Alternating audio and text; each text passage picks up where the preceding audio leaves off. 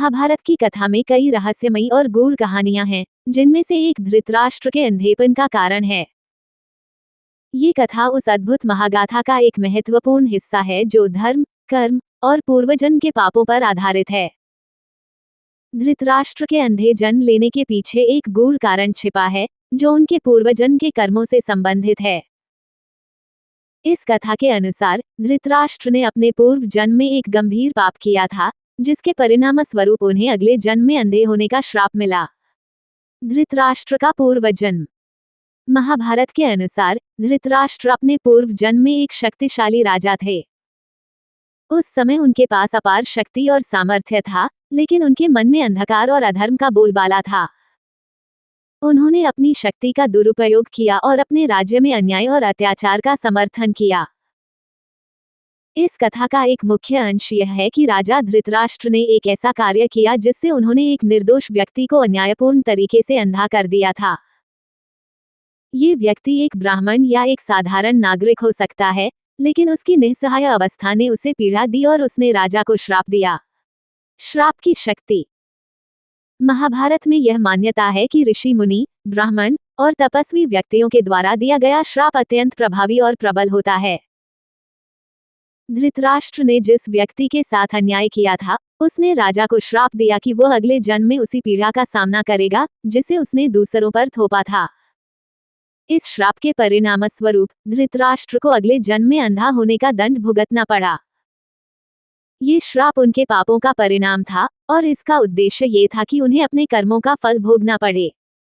कर्म और पूर्वजन्म का सिद्धांत। महाभारत में कर्म और पुनर्जन्म का सिद्धांत बहुत महत्वपूर्ण भूमिका निभाता है। ये कथा इस बात का उदाहरण है कि हमारे कर्मों का प्रभाव केवल एक जीवन तक सीमित नहीं होता, बल्कि वे अगले जन्म में भी हमारे जीवन को प्रभावित कर सकते हैं।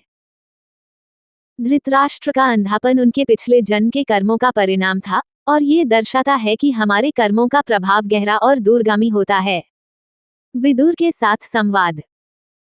महाभारत में विदुर, जो धृतराष्ट्र के सौतेले भाई थे, उन्होंने भी धृतराष्ट्र को उनके अंधेपन के बारे में समझाने का प्रयास किया। विदुर ने कहा कि धृतराष्ट्र को अपने अंधेपन को स्वीकार करके इसे एक साधना के रूप में देखना चाहिए, ताकि वे अपने कर्मों का प्रायश्चित कर सकें।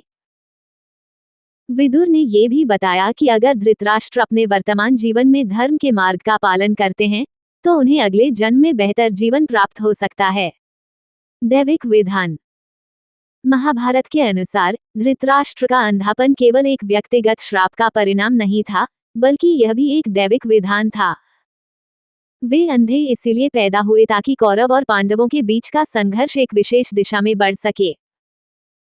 धृतराष्ट्र के अंधे होने से वे अपने पुत्रों के दोषों को नहीं देख पाए और उन पर नकेल कसने में असमर्थ रहे।